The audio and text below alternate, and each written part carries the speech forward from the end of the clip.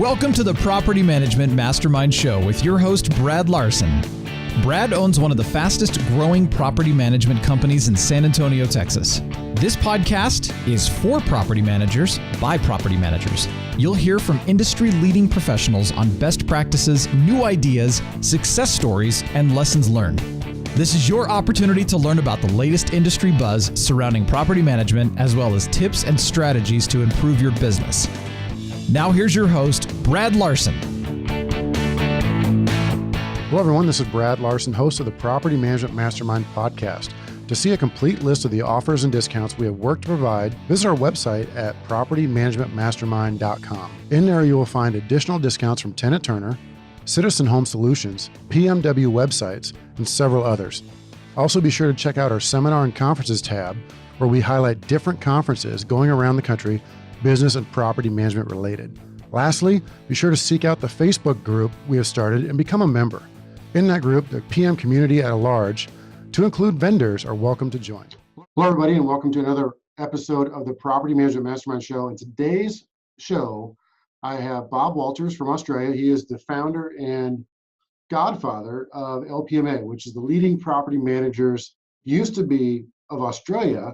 Now it's the leading property managers association. And Bob is going to come to us here in a couple different scenarios. I want you to understand the gravity of what kind of a guest he is. Bob has been around for 43 plus years doing property management. He's been a very successful entrepreneurial guy who's built up 3 management companies to manage over 4,000 units over those years. He successfully sold and exited all of them in a very lucrative space of Australia.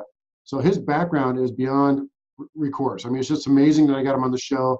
And so I want to give him a little bit of more of an intro here, because as we get into the show, it's just a kickoff. I don't give him any time to say how good he is or what he is, whatever that, because I was going to do all the bragging for him. He's been a mentor to me. I've listened to and watched most of his recordings that he's put out, and he's been doing conferences at LPMA in Australia and New Zealand for the last 11, 12 years, and he's pretty much a pro at this. So I'm very excited to have Bob on the show, and a couple things I'm going to tell you that we did talk about. We talked about structure, we talked about acquisitions, we talked about a lot of different things involving the property management business. So it's just a real good episode. I'm very happy to have him on. So without further ado, let's bring on Bob Walters. And welcome to another edition of the Property Management Mastermind Show. Today's guest, I have Bob Walters from Australia. And as I said on the show intro, there's a lot of good stuff going on with this gentleman in my office in studio today. I'm your host, Brad Larson, so let's kick into it right away.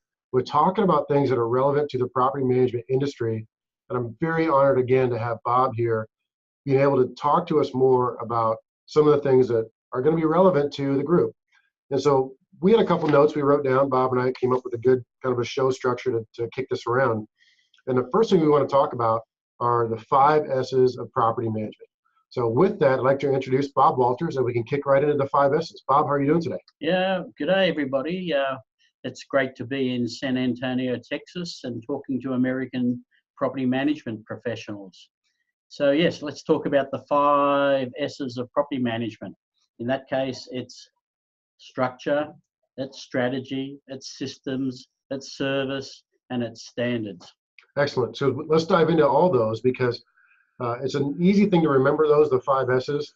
A lot of us people have the 3S rule, you shoot, shovel, and shut up. Well, we have the 5S rule for property management structure. And that's a debate that probably could take a whole podcast on how to structure a business.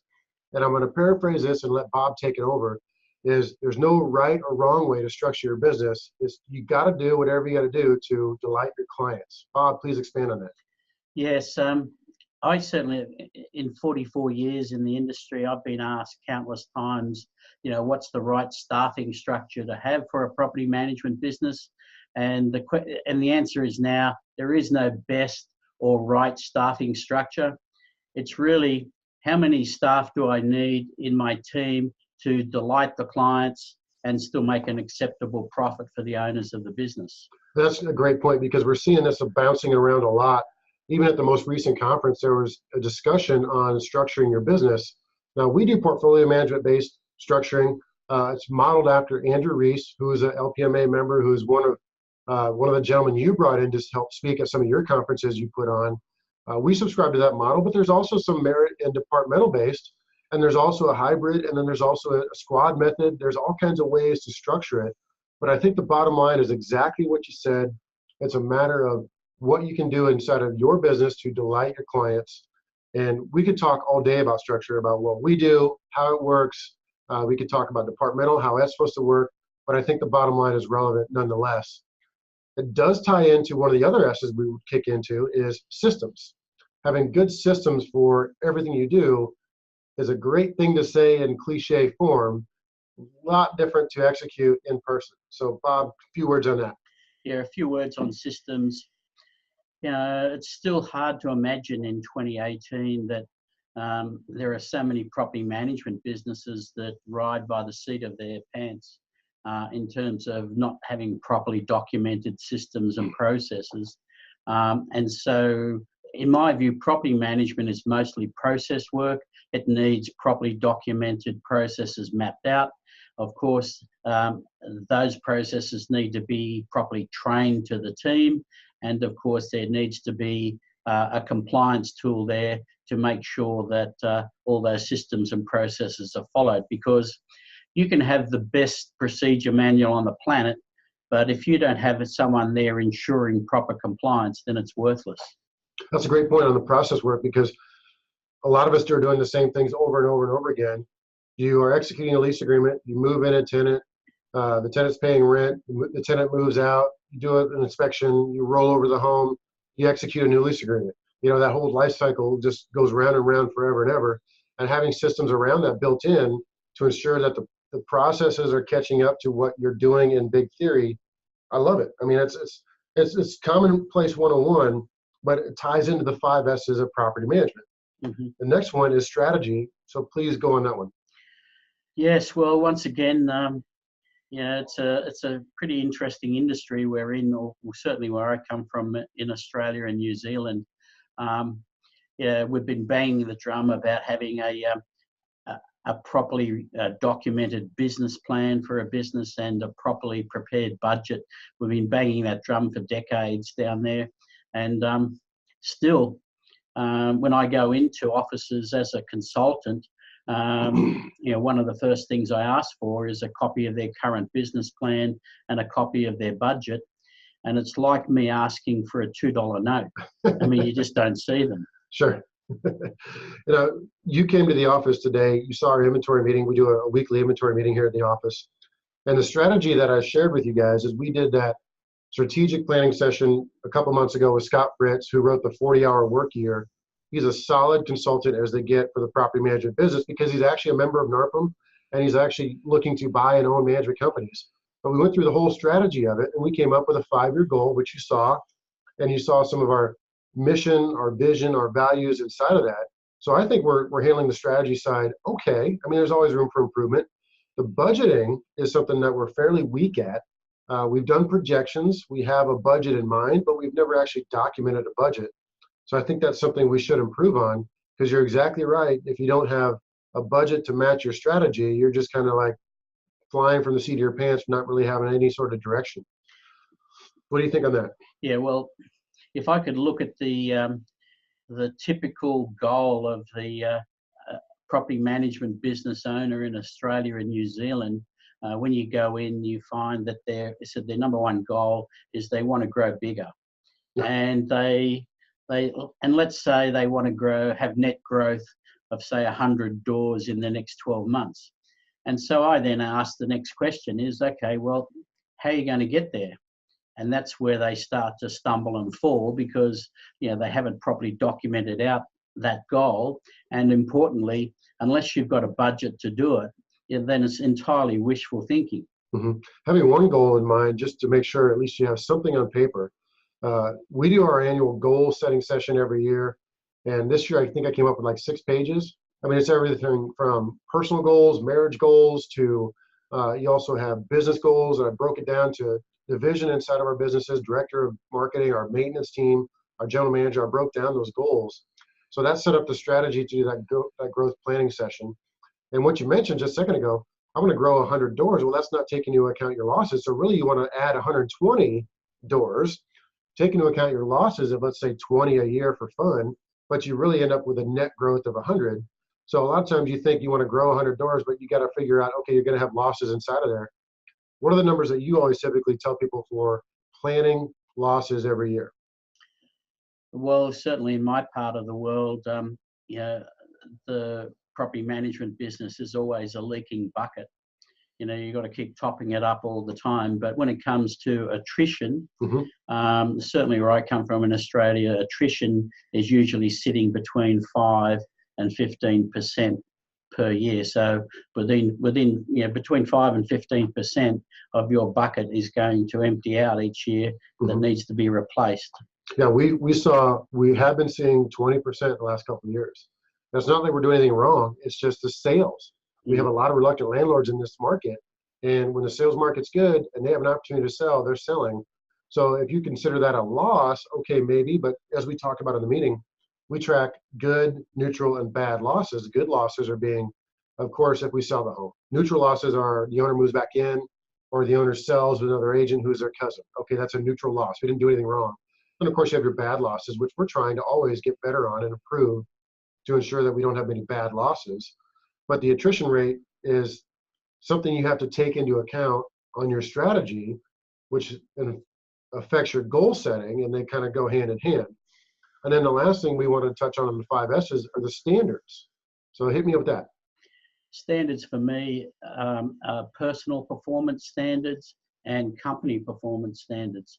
That is KPIs for the business and KPIs for individual team members that are carefully calculated, achievable, and regularly monitored.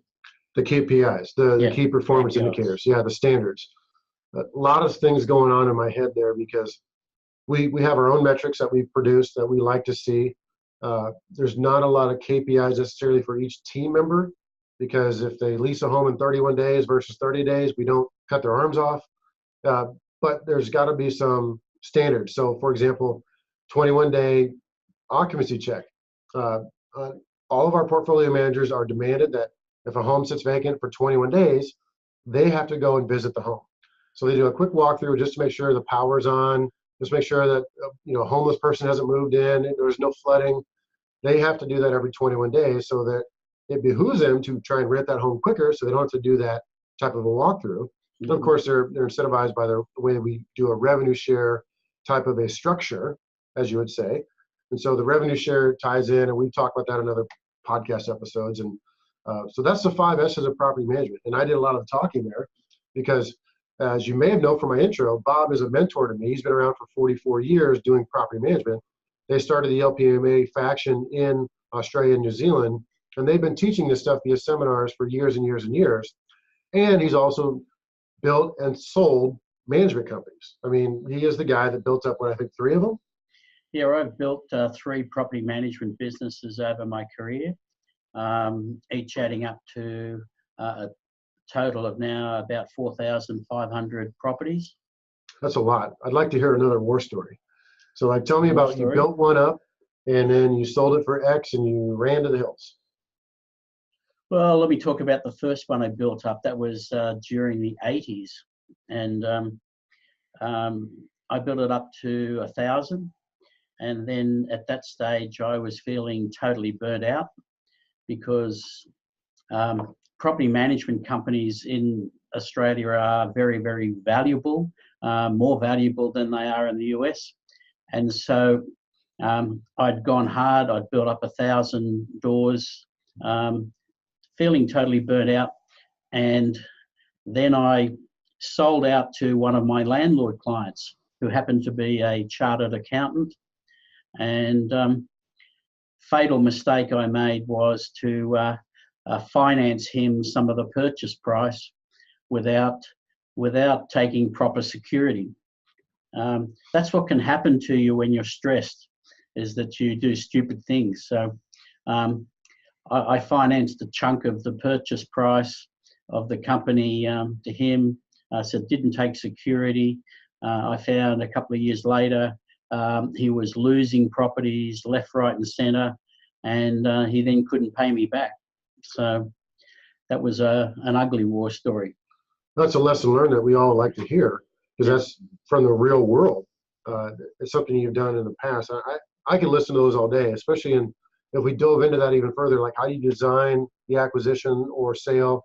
What kind of, I mean, the numbers are going to be skewed because, to paraphrase kind of what I've talked about before, is, and you may have heard this, that the Australian market, they can get 3 or 4 times revenue for their property management businesses. And saying that nicely or a different way, we could get 12 months of revenue and they could get 36 to 48 months. So that's where the rubber meets the road there. It's a different valuation structure. They're a lot more valuable. And it's the industry is different. So I don't want to go spend a lot of time on that as far as the industry differences, because I want to get focused on some of trying to take Bob's wisdom and putting it into this type of an episode. So let's transition real quick to go talk about doing a health check for businesses. And I want to talk about this with Bob because I know in his consulting days and his prior life, and potentially even now, once in a while, he will do this. He'll go into a business and do a health check. And what does that mean? And so we're going to talk about that. So if you were to have somebody come in and look at your business and do a health check, it's just a term, but basically it's like a consultant to come in and look at what you're doing and what you're doing wrong and advise you. And it's good to have a second set of eyes from the outside to come in. So Bob, let's talk about the health check for businesses. If you were to come in and look at our business, what are some of the things you'd be looking for? Okay, well, I've designed a 20-page template that I use, which is mostly questionnaire style, which I would use in a health check situation. But I must say, of probably more than 100 health checks I've done now, no 2 health checks been exactly the same, because in some cases it might be a small startup business, and therefore you've got to be focusing on a lot of grassroots type issues with the business, where in some other cases the health check is of a much bigger business that just really needs a little bit of fine tuning around the edges. So you call it different stages of evolution. Yeah. Right. Okay. So it's based on the evolution of the business, whether they've been going a short period of time, a long period of time, whether they've got a small portfolio or whether they're in the thousands. So and there's a lot of space in between, of course. And you can make recommendations for like a key hire or a different software platform or something like that. Because the other thing that we want to talk about there inside of that is reviewing some of their systems and processes. You call them processes, but we call them processes over here. And that's a big part of what you would do, right? Tomato, correct. Yeah. So tell us more about that. Well, I'm trying not to sound negative here, but certainly down under, there's still a problem here with documented systems and processes. I often go in, talk to the business owner, and the first thing they'll tell me is that, yes, they've got a documented policies and procedures manual. And I say, well, can you bring it to me and show me? And that's when the stress starts, because they'll find that it's a doorstop in somebody's office, or it's gathering dust on the shelf somewhere, or it hasn't been updated in many, many years. Or another favourite I get is that it's a work in progress. Mm-hmm. That's always a work in progress.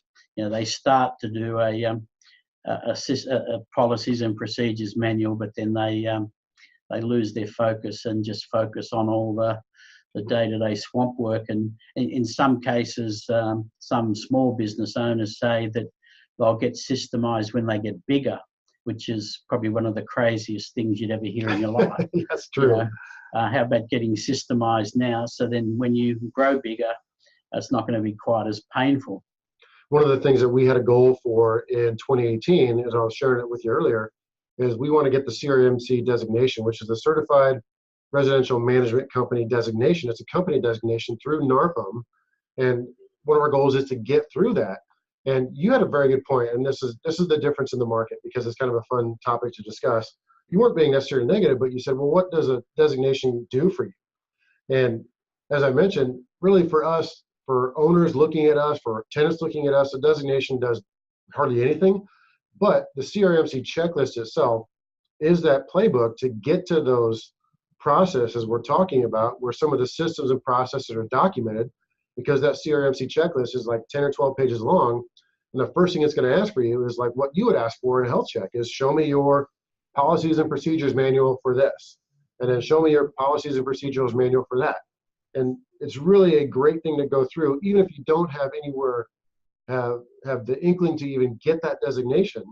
Get the CRMC checklist and potentially do your own internal health check on your business, because that parlays nicely into some offices get too systemized, and that's going to recognize that as well. You mentioned that as well. Talk to me about that. Yeah, I've seen some offices where they've got a checklist for a checklist. They've just gone nuts over checklists, and the problem with that is it just bogs people down, drives people nuts, causes staff churn, because there's just too many damn forms to fill in. Yeah, I'm a big fan of the keep it simple, stupid method. Yeah. You saw some of our office here, and we're still using some paper checklists now and again. And I think that's good, because I'm a big fan of feeling it in your hand as far as a tactile sensation, writing it with a pen. And then the key ones, the big ones, like security deposits are big. Those are all going to be color coded. You mentioned color coding. Talk to me about that real quick. Okay. Look, I'll certainly agree with you that you've got to have some paper-based forms in your office, because there's just no suitable technological solution. So yeah, you do need some paper-based forms, but certainly if you've got these standardized forms or checklists, color code them, because it's much easier to recognize something by its color rather than looking for a whole bunch of white pieces of paper with black ink on them, where if you had a pink form that meant something, or a light green one or a yellow one, they're much easier to recognize in the files. I like it. No, I like that, because obviously we use our property management agreements, our lease agreements are all done electronically. So it's not like we're doing 40 pages of that. The biggest ones that we do are security deposit itemization tracking forms, to where there could be 3, 4, 10 pages of notes. There's going to be estimates. There's going to be all kinds of stuff that go with it that's attached to it. And we need that all in one place, kind of like smack dab in front of you, to make sure that we don't miss that. If it's on electrons completely, a lot of opportunities to miss that, and it's not sitting on your desk like a piece of paper in front of you. You're looking at it, okay, I got to do that today. And that's why we do that, at least for security deposits. Right, wrong, or other, we're getting it done, and we have a procedure. But how the procedure is done is almost irrelevant, as long as there is a procedure and it's documented and you're doing it. So you mentioned also keeping proper books. What I would assume you meant was basically keeping good accounting records. Is that correct? Yes, that's certainly the main part of it, because in Australia, we do have property management only companies, but they're in the minority. Property management is mostly done in Australia by what I'd call mixed businesses, sales and property management. And of course, we all understand that sales and property management should be separate profit centers. They should have their own profit and loss accounts. But if you're a property management only business, it's making sure, of course, that you have a proper chart of accounts. And I know you've got, I know you're on a crusade at the moment to get some standardization in that area, and I'd certainly applaud every little bit of that. But also, it's about keeping score regularly, and that is making sure that you are doing your profit and loss accounts every month, that you see how you're going from one month to the next. If you're finding that your revenue is dropping or your payroll is going up or whatever, and you start to see trends forming, that you can get onto those trends quickly. Sadly, there are some business owners out there that wait for their accountants to do their books for them, and in many cases, accountants are historians. They tell you what's happened in the past, and often it's too late to make those changes. So it's really about being regularly doing your accounts every single month to notice any trends and things like that. Agreed. And the proper books is, as Bob mentioned, I'm on a crusade right now to work with NARPM in developing an accounting standard that we can all use as property management company owners, So we have one GL chart of accounts. We have a book of definitions.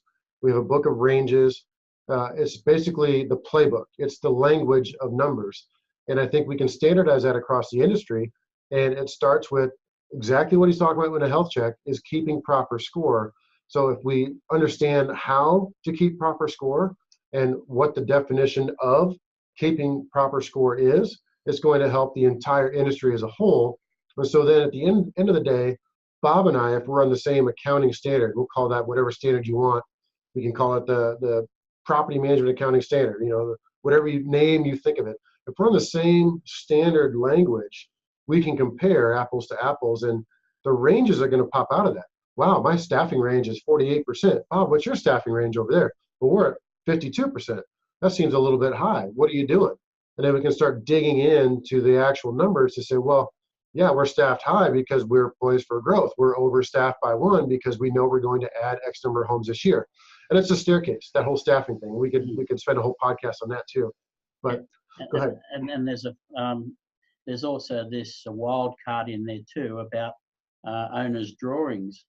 In some companies, you see the owners not taking much out of the company for their own labour, but in many cases, I've seen the opposite. Where some business owners have been taking hundreds of thousands of dollars out and having 12-week holidays every year and things like that. And of course, that's going to make the bottom line of the P&L look very ugly. That's the stuff that we have to back out of there in most P&Ls to figure out, okay, take your owner draw, take your owner salary and back that out. But here's the thing that we have an opportunity to do with this accounting standard is if we can work together with a CPA firm, we can actually set up a revenue versus a owner draw equivalent. And so that could be kind of like the acceptable normal of what type of owner draw you should be taking out of your business. And the rest would be distributed as profit. That's totally something different. The owner draw is kind of like meant to be replacing yourself. So if you go away on a sabbatical for a year, you have to pay somebody $100,000 to come in and replace you. That's what it's meant to be. So we're looking to set up that standard to make a health check, going back to that, make it equate to everybody across the board with the standardized numbers. Great point as well on the owner draw. Any further on that particular issue? Well, I just agree with what you're saying that, with the role as a business owner, the role that you play in the business, what's the market value? What's the market value of that particular role? And of course, if you spend 50% of your time in that role and 50% in some other business or other part of your company, then making sure that from a profit and loss account point of view that you're taking into account the right dollars to give a correct assessment of the profitability of the business. So it's really about what would it cost to replace someone who fills your role. Got it. I like it. Customer service levels we also want to talk about. Now, briefly, that's going to be a tough thing to quantify. And so the recent trend, been learning from Australians, been learning over here in the States, is we've implemented basically a net promoter score. The net promoter score is something that's been around for a while. You guys have taught that over there in Australia. Getting to an NPS score is the how. It's the challenge. But that actually gives you a quantification for your customer service levels, which I wanted you to talk about. Yeah, well, certainly NPS scoring is becoming very commonplace in property management in Australia. The software's there. It's easy to use. It's not expensive. It's really a matter of having getting in and making it all happen. Sadly, though, in some cases, property managers don't really want to know how they're going because they're sometimes frightened of what the responses are going to be. I am right in that boat. So it's a weakness of any management company out there is you are kind of afraid to hear what your owners might say. Yeah. Tenants, we know what they're going to say, right? We kind of have a good idea, but we do actually get good feedback from them. Yeah. But the customer service levels might be apparent where you're getting bad reviews on Google or Yelp and or owners are firing you. Well, then you have a customer service level issue. That's even before or outside of a net promoter score. Mm-hmm. Now, the net promoter score, I was sorry to cut you off there. The Net Promoter Score, we've actually implemented some good practices there, and I'll share them with you. Is we have surveys for when new tenants move in. We have surveys for owners. We have surveys for maintenance work orders completed.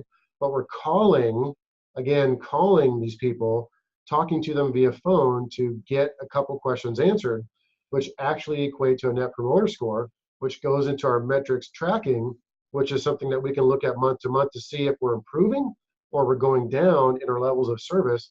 Otherwise, it's like quantifying a school district. How do you know it's a good school district? Well, I think it's good. I mean, they have associated rankings with them, but how well do you believe those?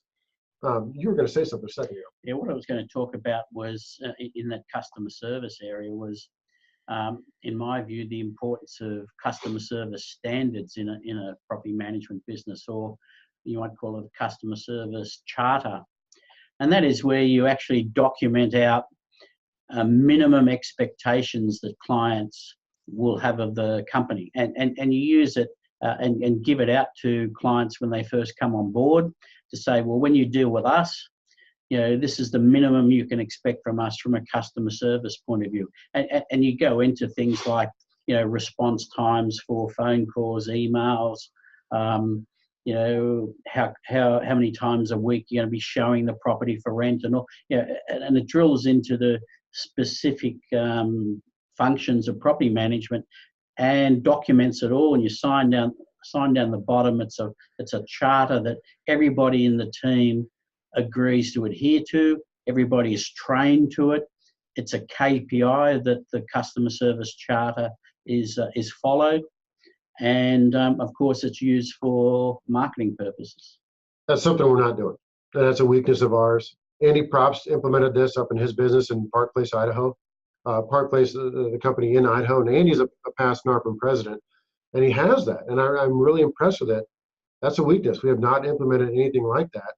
I think we have it internally in our head, but it's never the same as it should be in writing. I think that's something we got to do. No, I just created a work for myself. Thank you very much. Yeah, well, in our office, because we have a property management business as well, although I should say that I only just sold out of that in November last year. But in our office, we have that customer service charter, and it's in everybody's job description that as a KPI amongst all the other individual KPIs is absolute adherence to that customer service charter. And in fact, if anybody is found to not follow that charter, and if that causes lost business or having to compensate a landlord or tenant because of not following our customer service charter, then under our employment agreement, that would give us the right to charge that against that particular sinner. It's just like expectations, written expectations. Yep. I really like it. I think that's something we need to implement. That's a weakness of ours.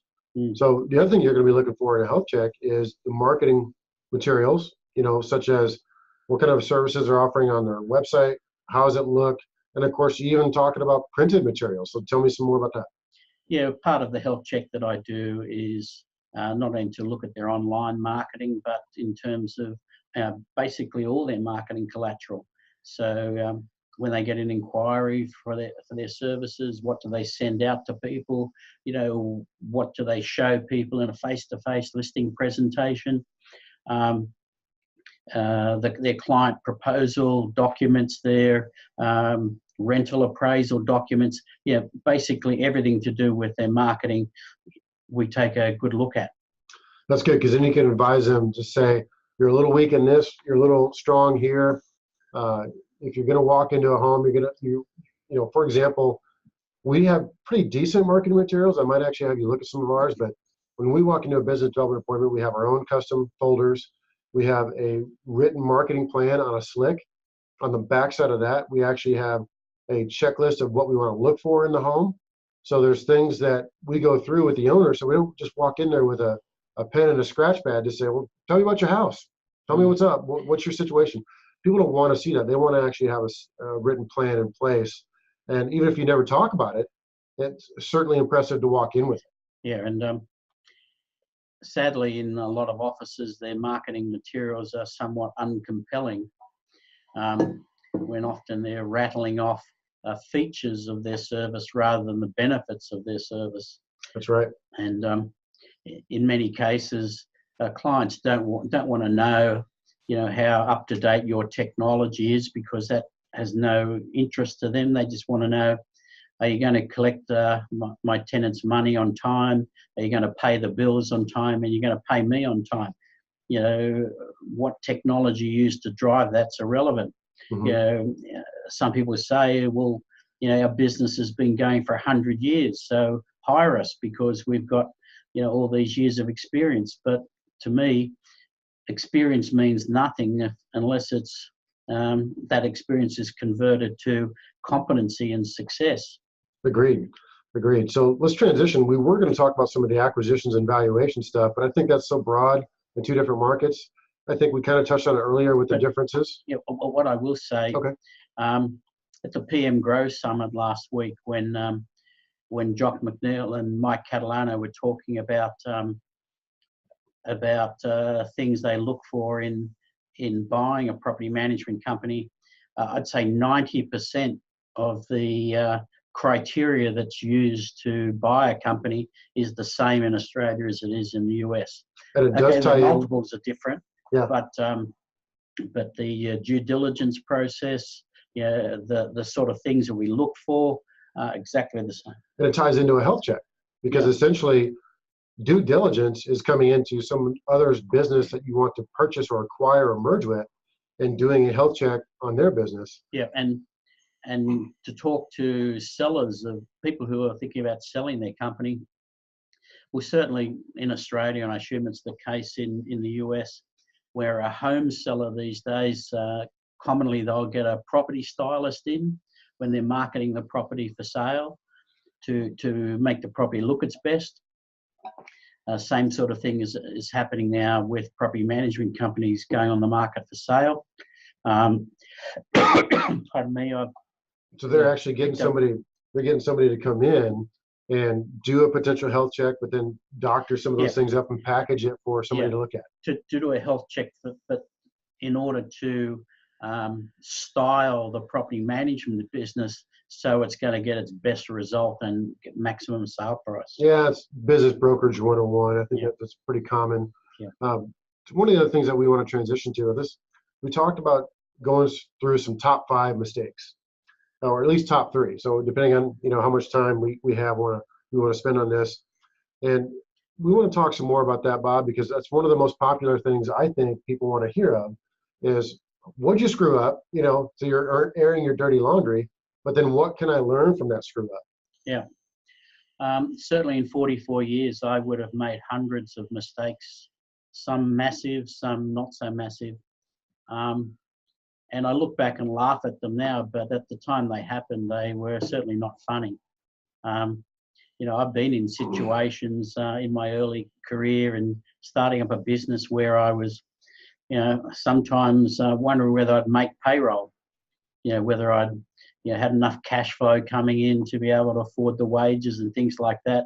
I've had my house on the line as security for a business and all that sort of stuff. So I've been through all that pain when you're starting a business. But a couple of mistakes that I've made that I still sort of remember to this day. One I'd like to share with you is wrong business partner.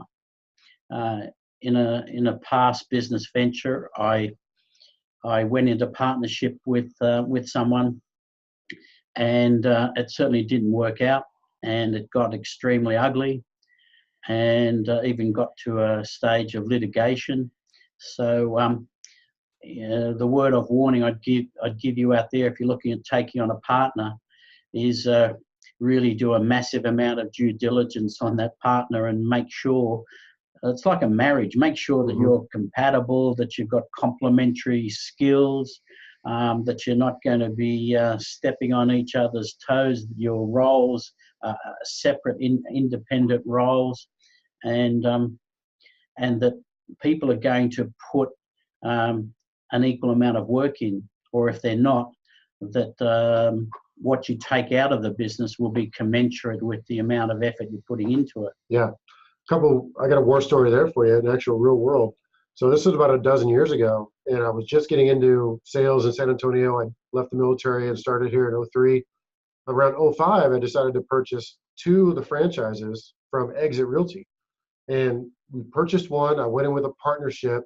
We purchased the first one and we set it up. We were running, we were recruiting, we were selling homes. And then we purchased another one and set up another franchise. And the 2 business partners, the one I had in the beginning, we were working out just fine, he and I.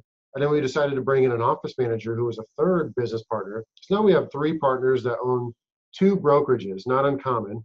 Well, it ends up the 2 other partners are starting to cheat on their spouses with each other. So it was like the worst of the worst scenario. And once I found that out, it was kind of like I couldn't get out fast enough. I took a small little buyout, left them, and went over to Keller Williams. So that was a dozen plus years ago. But imagine that. I mean, you're got all this money invested into a franchise, and something like that happens. So I could never have predicted that, and I would have liked to think that you could do your due diligence and all this good stuff in partnerships. But I would also let you know that I think just be wary of them at all times, because even a strong partnership with one of your best friends who you've known for 20 years, that could turn sour. And there's also got to be one person pulling the trigger on everything, one person making the decisions no matter what. It can never be a 50-50. That never works. It at least has to be a 51-49. And the 49 person has to be the type that will accept the decision. If they don't accept decisions, then it's never going to work. And so partnerships are difficult. They can work. I've seen them work. I mean, we were just talking about that a second ago. With Jock and Mike they did a PM Grosso, their partnership, they're working together and they work together just fine. So they can work, but just kind of be careful of them, as somebody's got to be in charge and somebody has to kind of take a backseat at certain points. Yeah. And another big mistake that I've made over my career was that previously, as a sort of a testosterone thing, wanting to have the biggest property management company in town. It was always about doors, whether you've got this many hundred or this many thousand, and it was just this big testosterone thing about wanting to have the biggest company in town. And I abandoned that type of philosophy at least 15 years ago, and then set my goals towards having the most profitable property management business in town rather than the biggest, only because having done consulting since 1983, I've been into a lot of property management businesses. In fact, now over 400 property management businesses. And I've been into some big ones even where they're not making any money. And I just figure, why go through all that pain and suffering if you're not going to make a profit out of it all? So some people have this big pitch about, wanting to just grow 100, grow another 100, grow another 1,000. My view is to set revenue targets and profitability targets to have the most profitable business in town. Agreed. It goes back to my accounting standard crusade.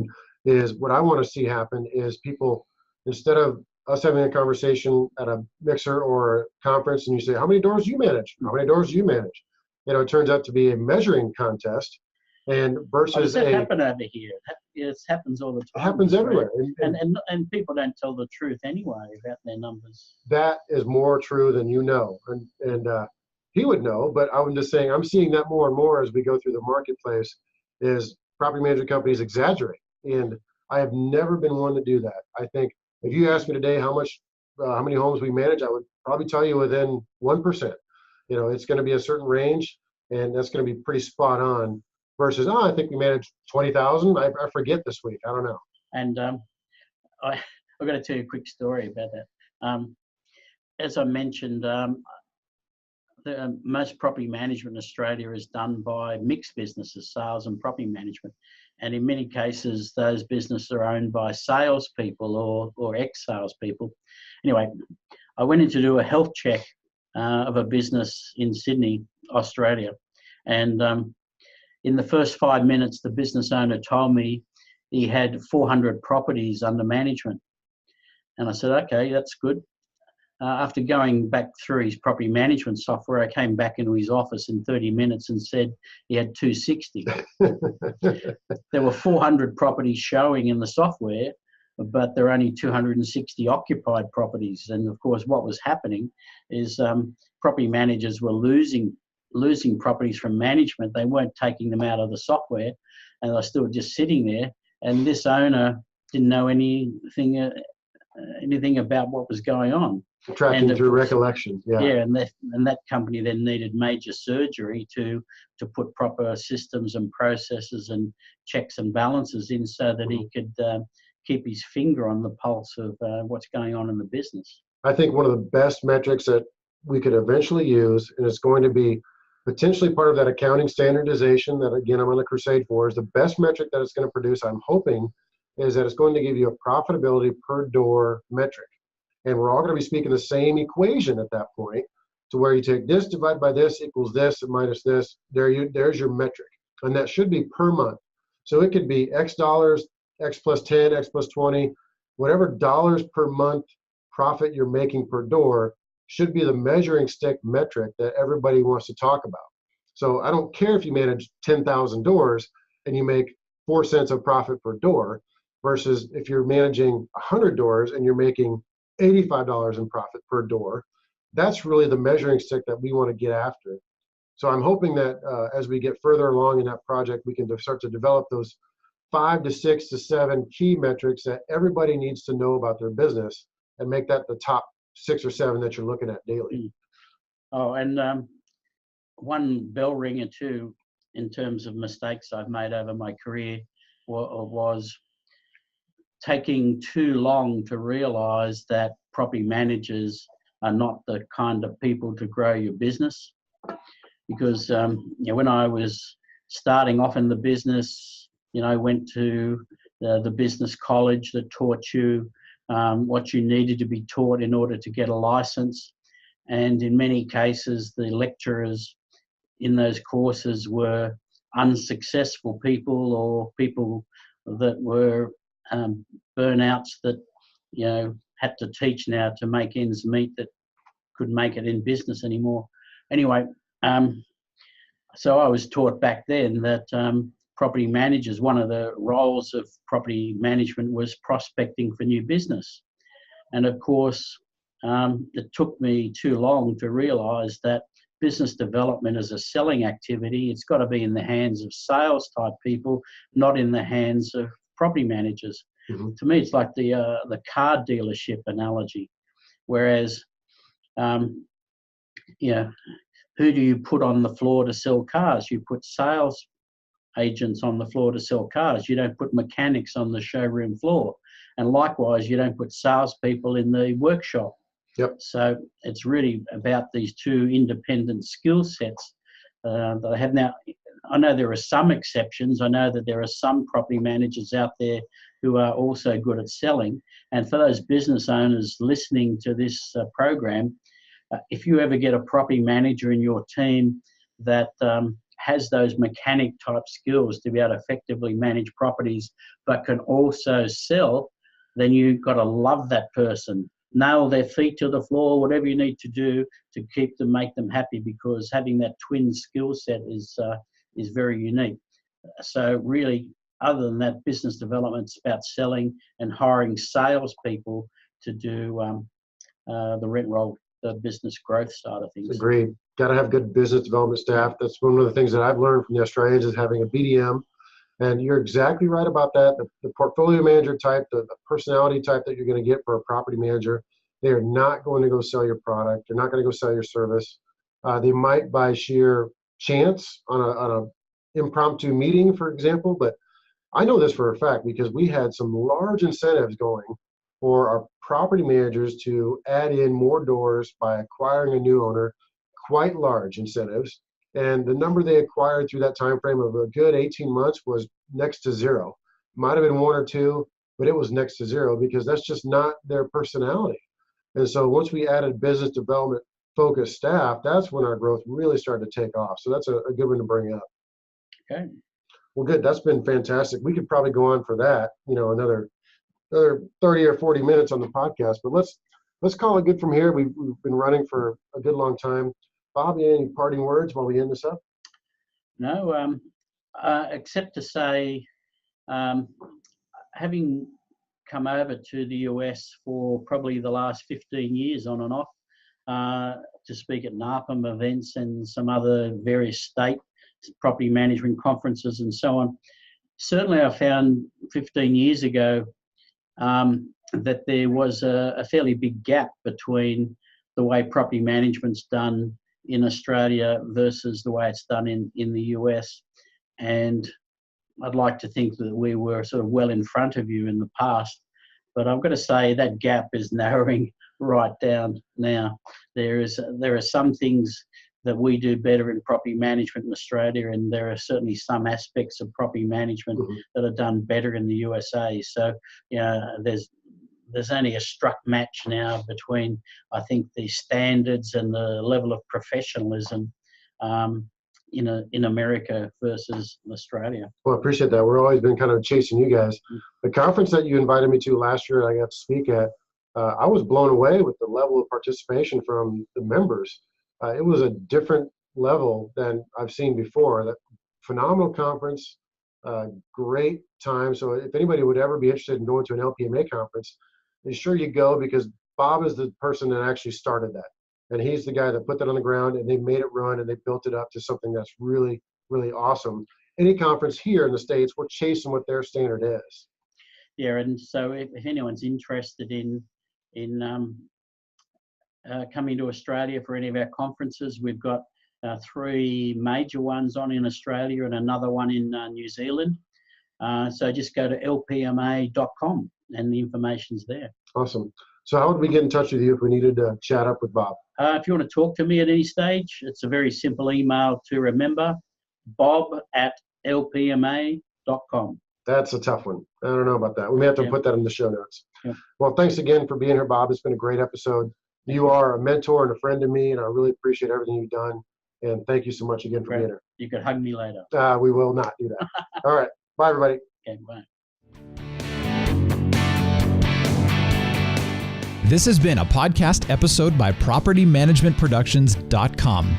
Be sure to subscribe to our podcast, leave us feedback, and come back for our next episode.